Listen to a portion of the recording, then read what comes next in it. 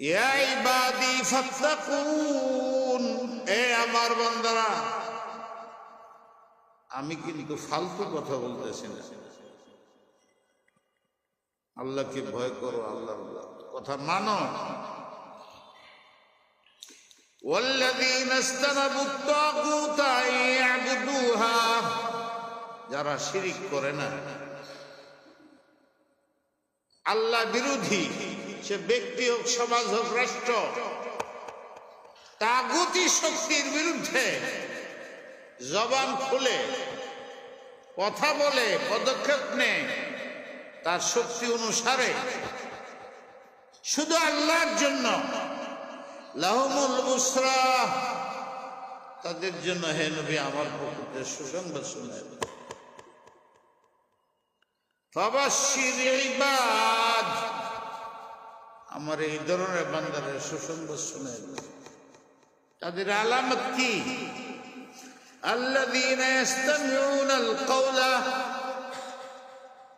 যারা যখন কোরআন শরীফ তেলাওয়াত করে, এরা শ্রোতা বসে থাকে, এরা সব কোরআন শরীফ শুনে, মন দিয়ে শুনে, একাগ্র চিত্তে শুনে, বুঝুক আর না বুঝুক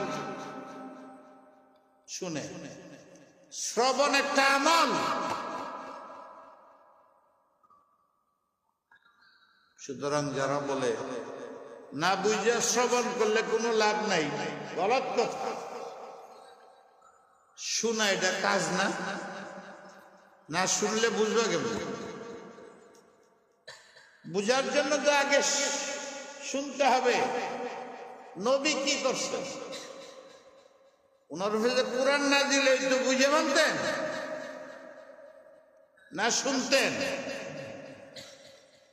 কোরআনে কি বলে? লা তুহাররিক বিহি লিসানাকা লিতাজালা বিহি ইন্না আলাইনা জামআহু ওয়া কুরআনাহু ফাইযা ক্বারা'নাহু ফাত্তাবি' কুরআনাহু সুম্মা ইন্না আলাইনা বায়ানাহু ওয়া লা তা'জাল বিল কুরআন ولا تعجل بالقرآن من قبل أن يقضى وحيه। সাবধান হে নবী, আমি কোরআন অবতীর্ণ করি, ত্বরান্বিত হইও না ব্যাখ্যায়, অর্থ করো না, শোনো কেমন। ফাত্তাবি, যখন জিবরিলে পড়ে বুঝবার চেষ্টা করো না, মুখস্থ করার চেষ্টা করো না, অন্যরা কেমনে শোনাবে এই চিন্তা করো না। ফাত্তাবি, জিবরিলে কি উচ্চারণ করে, কেমনে টান দেয়, কোথায় অর্থ করে, কিভাবে উচ্চারণ করে, সুন্দর করে ফাস্তাবি শুনো। অর্থ অর্থ করো না, এই আরবি অর্থে কোরআন না, ডিকশনারিতে কি লেখা এইটার দ্বারা কোরআন বুঝতে হবে। আমি কোরআন নাযিল করছি, মর্মবাণী কি এটা আমি জানি। তুমি আয়াত শুনে রাখবা, পরে আবার আমি জিবরিলের মাধ্যমে, কারো মাধ্যমে তোমাকে আমি অর্থ বুঝাই দিব, অথবা আমি ঢেলে দিব, তখন অর্থ করব। এখান থেকে বোঝা যায় প্রথম ওহী, এই ওহীটা প্রথম যুগে। লা তুহাররিক বিহি লিসান, নবীকে প্রথম আদেশ দেওয়া হয়েছে শুনবা না, অর্থ বুঝবার নিষেধ। কেন? ইন্না আলাইনা বায়ান, এটার ব্যাখ্যা অর্থ আমি আল্লাহ করলে তুমি বুঝবে। তাহলে প্রথম হুকুম কি হইল? শুধু শ্রবণ। তাহলে যারা বলে না বুঝা শ্রবণ, তুতির আওয়াজ, হয় শত্রু ইসলামে, নয় জাহেল, বুঝেন? আল্লাহ তো বলতেছে নবী খালি শুনো শুনো শুনো শুনো। কেন?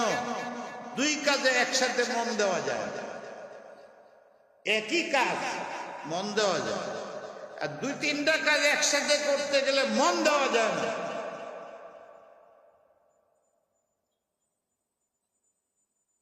অর্থ বুঝবা, আবার মুখস্থ করবা, আবার শুনবা, এই তিনটা কাজ একসাথে হবে না।